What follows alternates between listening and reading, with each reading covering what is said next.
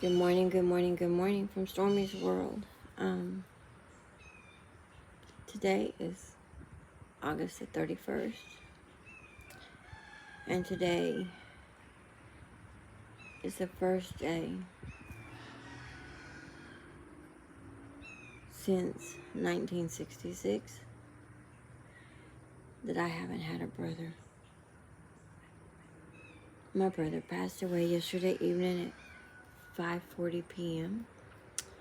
The nurses and EMS and the whole circus of people that came into my home pronounced him as deceased after 6:30 p.m. But Destiny and I witnessed him exhale the last time at 5:40 p.m. So I know what time my brother left this world and went to sleep in death. The prior 24 hours to his passing away was very traumatic, very stressful, because thanks to an event that happened on our street, a hospice company dropped us like hot cakes, left me to do the last and hardest 24 hours of his life by ourselves. But that's okay, because we did it. The kids and I did it. Marco, the kids and I did it. The night before, after this event happened, Buddy was really struggling to breathe. And about 1:30 in the morning, I kissed him and I told him that I loved him. And the last thing he ever said was, "I love you too."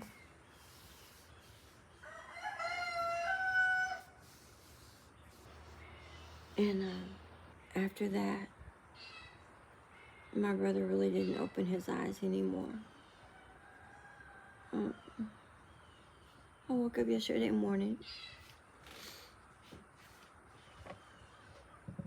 after only sleeping 5 minutes here, 5 minutes there, all night long, because I stayed in the living room with him all night long.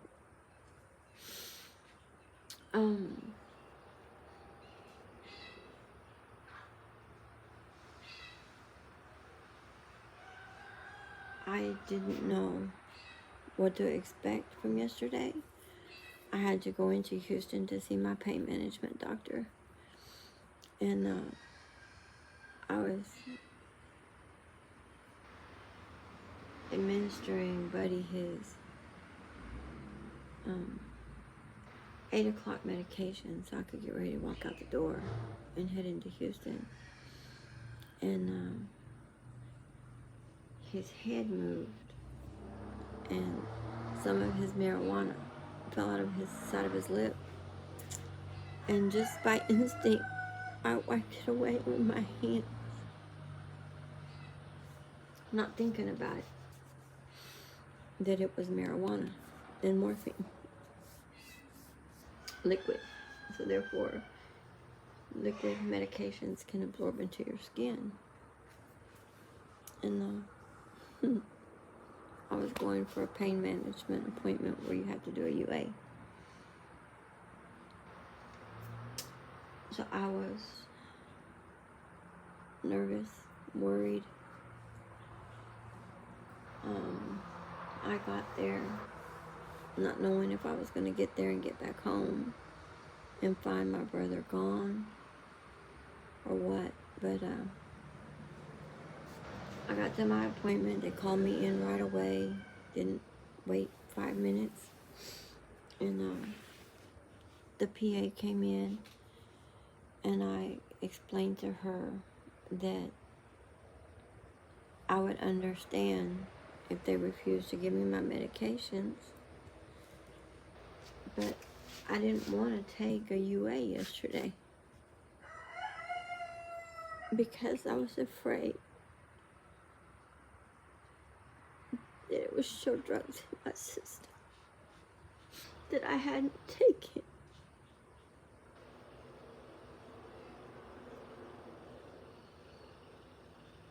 And she asked me to explain to her what was going on, and I told her that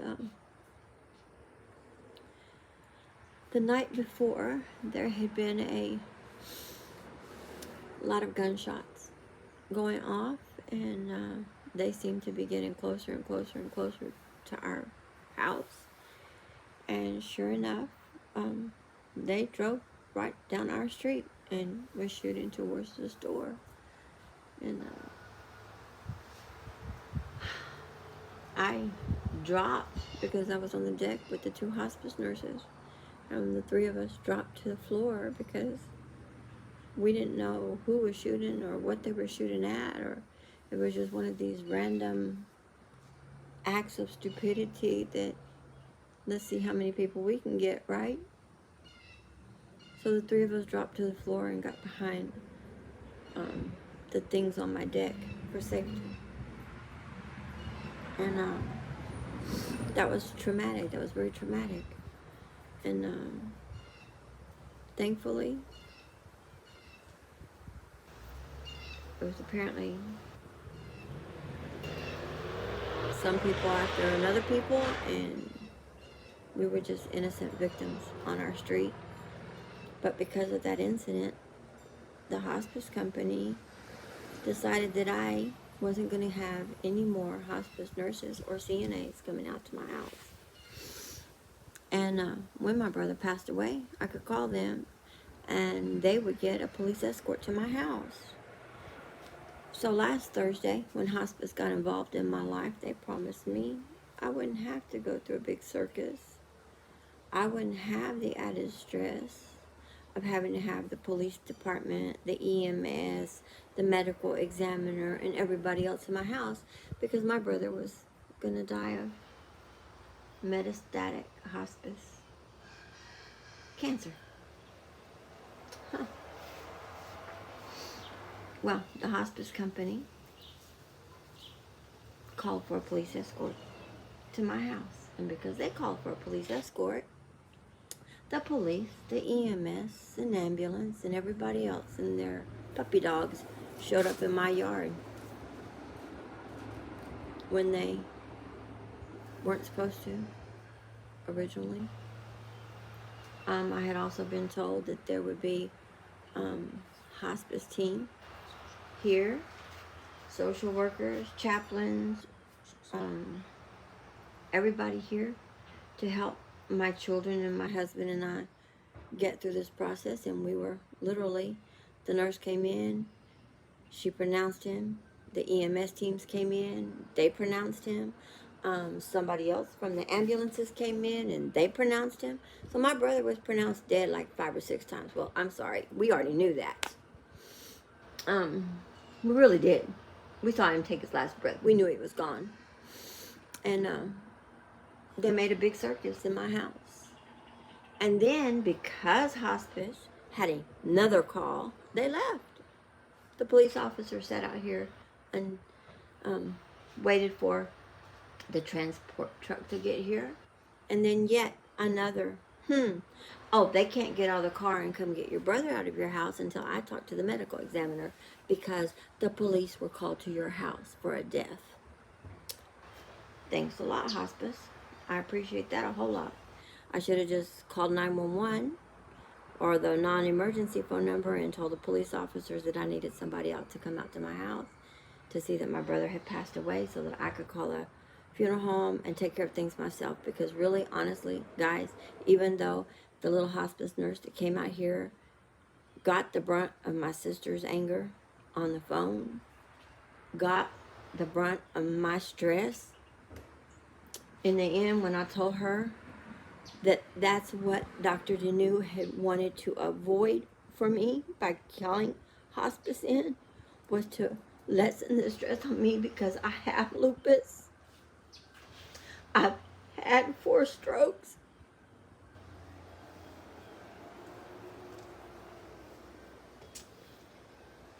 That was the reason he called hospice in, was to give me some help instead of causing me more stress and more pain. But you know what? The funeral home people that came out here, they sat out there in their car while the cop stood in my front yard calling the medical examiner to release my brother's body.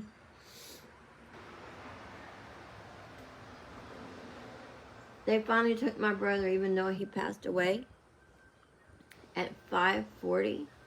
They finally took his body off my property around 9 o'clock at night. Something I had told would take 2 hours at the most. Took almost 4 hours. It was not stress-free. There was no support. My children had no support. I sent my husband and Destiny off to go to the store to buy water and pick up my morphine that my doctor had called in without a UA. I love her to death. She was so sweet. She was very comforting. She told me she was very sorry for what I was going through, that she was going to speed up my appointment and let me get back home to my brother who was dying. So I appreciate that. Thank you to my medical team, my pain management doctors and PAs, and the nurses who scheduled my next appointment and got me in and out of there in less than 30 minutes so I could get home with my brother. That was the best part of my day yesterday.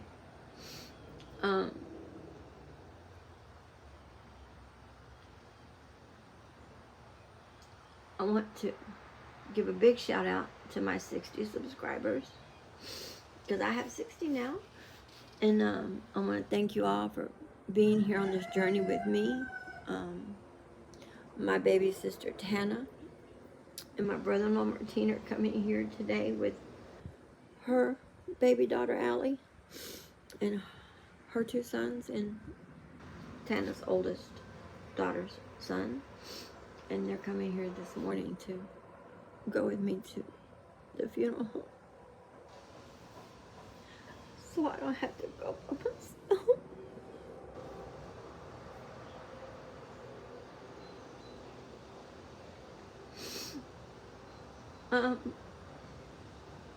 I just want to thank everybody who's been on this journey with me.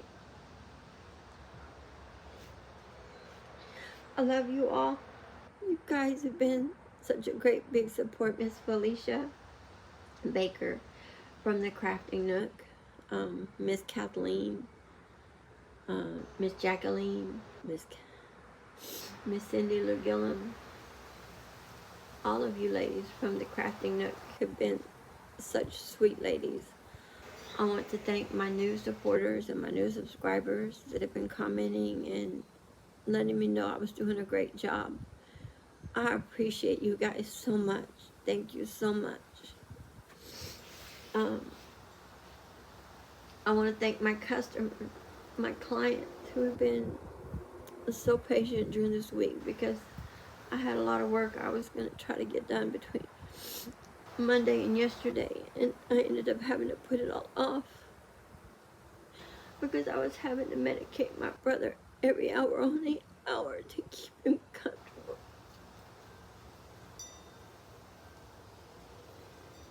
The last 2.5 days of his life. Monday was the last day he had gotten up and walked anywhere. He got up trying to get to the restroom so he wouldn't have an accident on the bed. And I caught him when he almost fell, and I got him in the restroom. He used the restroom, and he was trying to get back up and come down the hallway by himself, and once again I heard him struggling, and I got to him. And my brother, as much as he loves me, was afraid of hurting me and didn't want to lean on me, didn't want me to support him trying to come down the hallway. Guys, that's what my brother was. He was worried about me when he was the one that needed taking care of.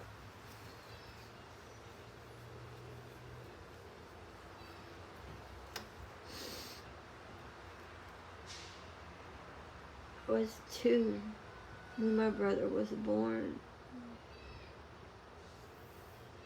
We shared the first 4 years of his life without any other sibling. And then our sisters came along when I was 6 and 7 years old. And so that means Buddy was 4 and 5 years old whenever Lori and Tana were born.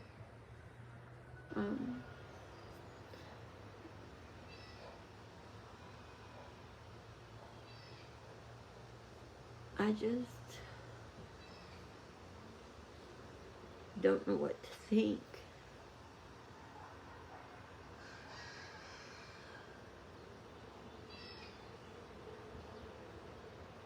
Because I no longer have a brother.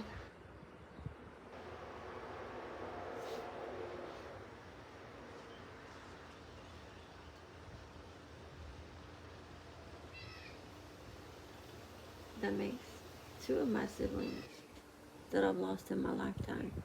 Because I was a twin, and my twin miscarried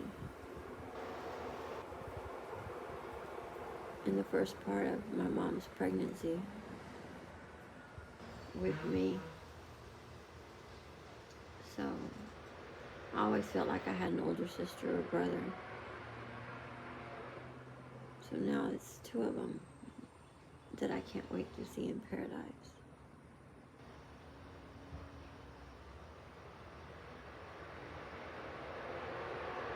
I'm just so grateful to Jehovah God that He gave me 57 years, 1 month, and 17 days with my brother.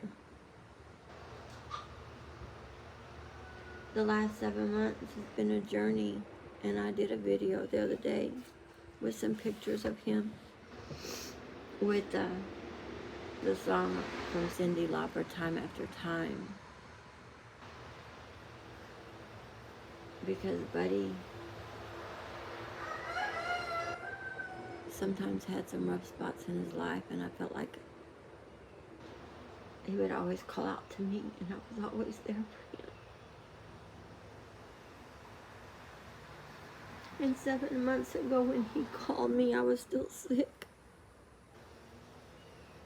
But when he called me and he told me he needed me, I was there.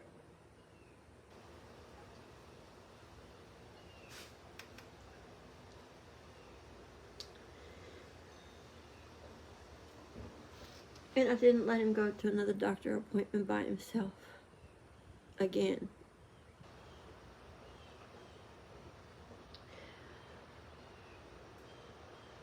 He told me Monday he thanked Jehovah God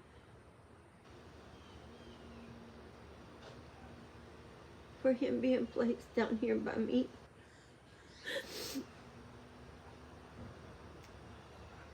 Because I took care of him. And I didn't let him go through this by himself. He told me that he thanked me for teaching him that God had a name. And he was using God's name, Jehovah.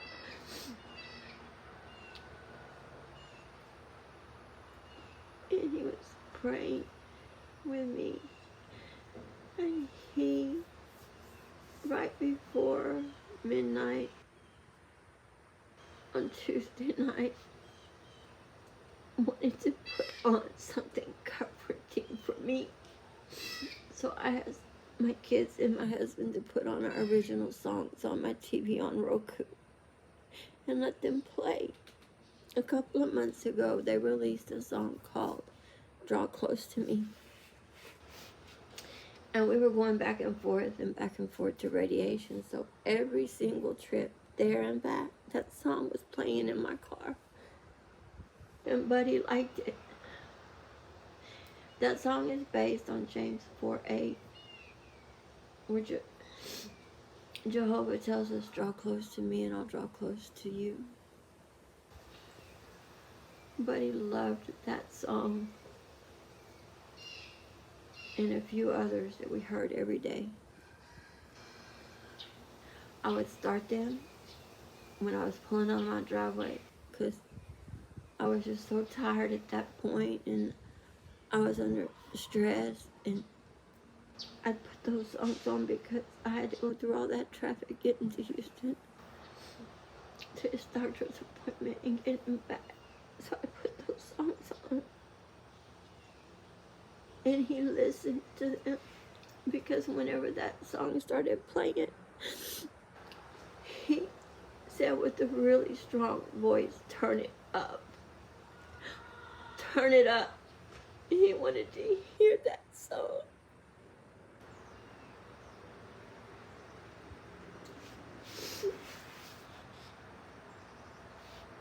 And he was mouthing the words to that song.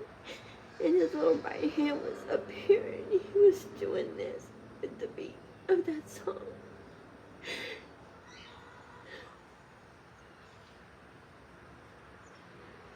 When we turned it back down after the song played, is when I told him that I loved him.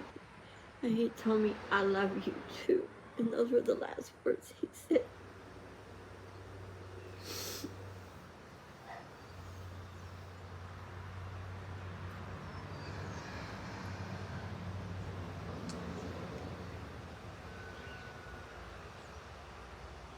My brother was far from perfect, guys.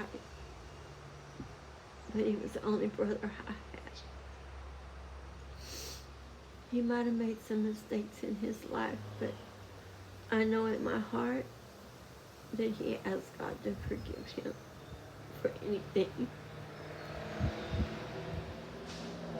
and everything. And I know in my heart that I will see him in paradise really soon.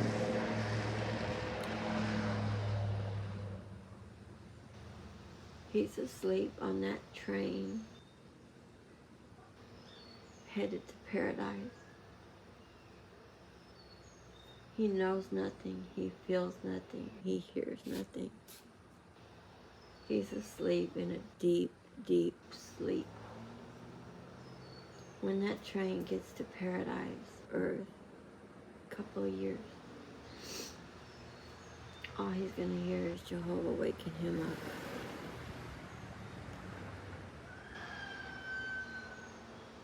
He's going to come back out of that sleeper train. And he's going to be a perfect young man that I remember from my youth.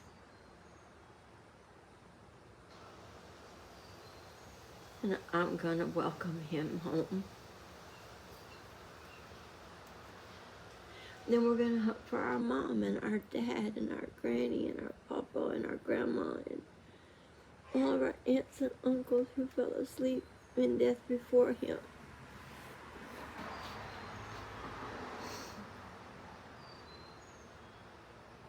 And it's going to be the biggest family reunion anyone's ever seen.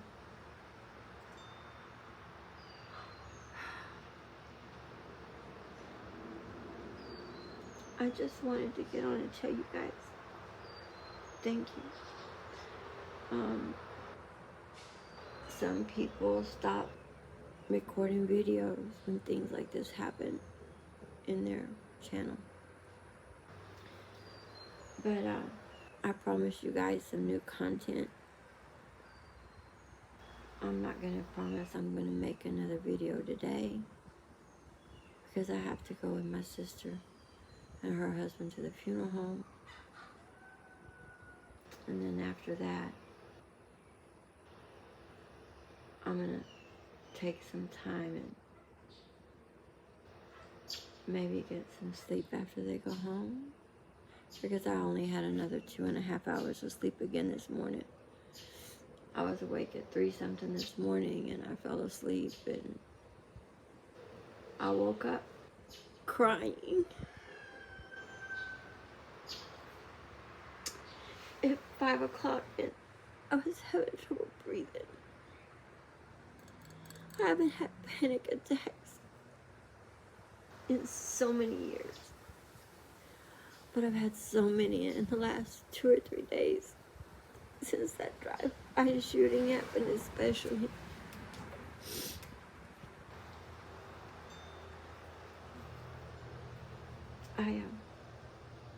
Don't y'all love my bruises? I landed on the steps going into my house, and I have bruises here, and I bruised one of my ribs, my hip, and my leg, my thigh. Hitting the deck, that's what I did. um,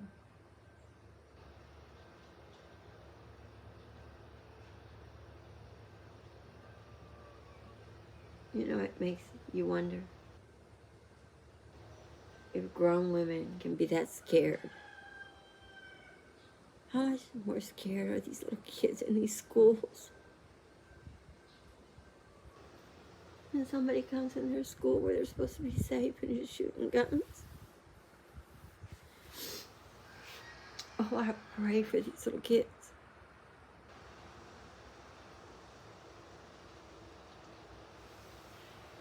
Because I felt my heart beating so hard.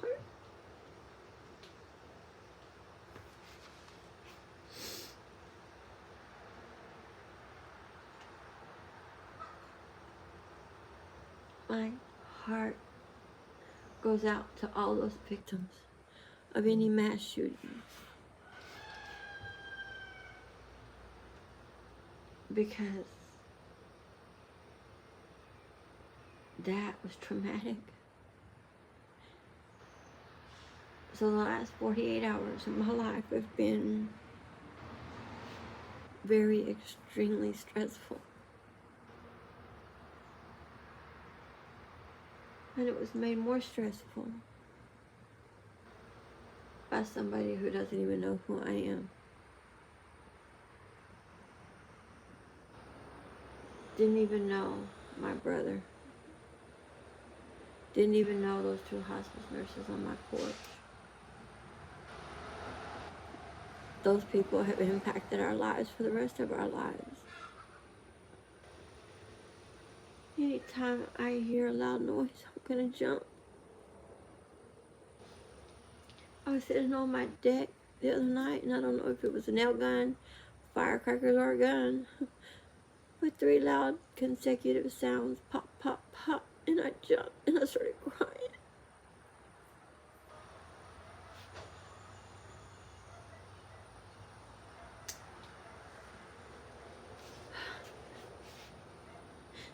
When cars slow down and speed up by my house,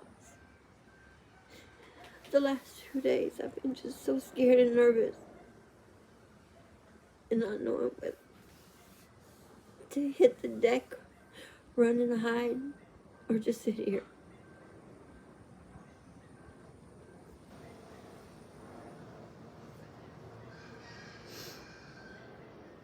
But those people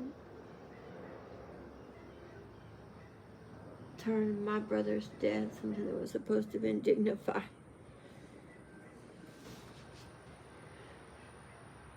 into a circus in my yard between 5 p.m. between 6 p.m. and 9 p.m. last night. Police officer sitting outside my door, outside my driveway for 4 hours. From the time the hospice nurse got here until the time that the funeral home drove out of my driveway, there were police officers outside my house.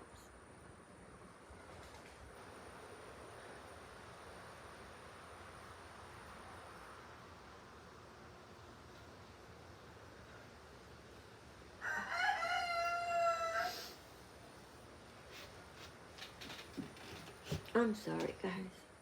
I don't mean to make a long video today, but I think people need to know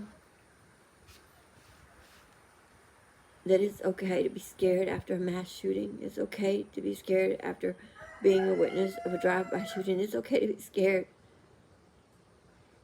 because that could have taken your life. It could have taken the life of your neighbors or innocent people like the nurses leaving after taking care of my brother that day. It could have taken the lives of innocent children on a bus that passed down the street just a minute before they were shooting.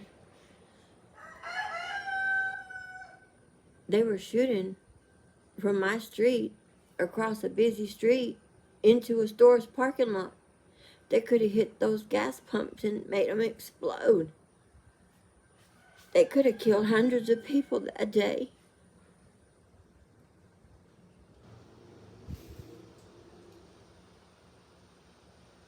If I hadn't moved my brother out of that bedroom and those guys saw us on this porch and started shooting this way, they'd have killed my brother in the bed. But I moved him from the front bedroom into my living room Monday evening. So he wasn't in there. My kids were in the living room with my brother. They weren't in the front of the house. My husband and my kids weren't outside doing yard work and cleaning up the yard like they usually do. All of our lives could have been so different that day.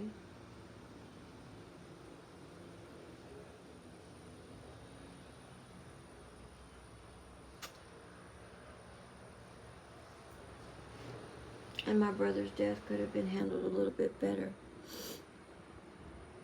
by the hospice team.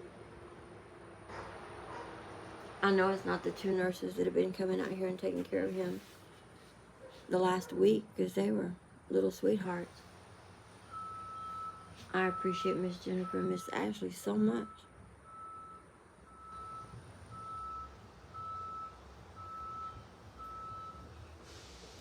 And I appreciate all of you. Like I said a minute ago, I appreciate you all so much. Thank you for listening. Thank you for commenting. Thank you for liking. Thank you for sharing. Thank you for subscribing. I promise, guys, let me clean up my house a little bit this weekend.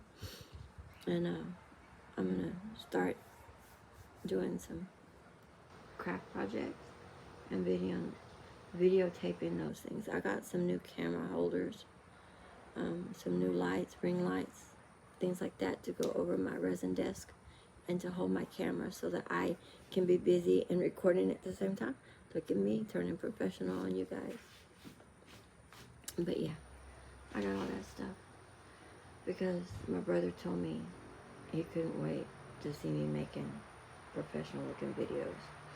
So they're coming soon, okay? Thank you again, guys. And please remember, hug the ones that you love, because tomorrow's not promised to anybody. When they leave and they go to school this morning, they might not come home. When they leave and go to work today, they might not come home. When they come home, you might not be there. So please, tell people you love that you love them before it's too late.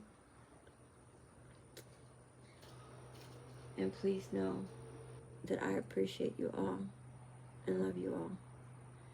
So, bye for now from Stormy's World, and I'll talk to you guys all really soon. Thanks.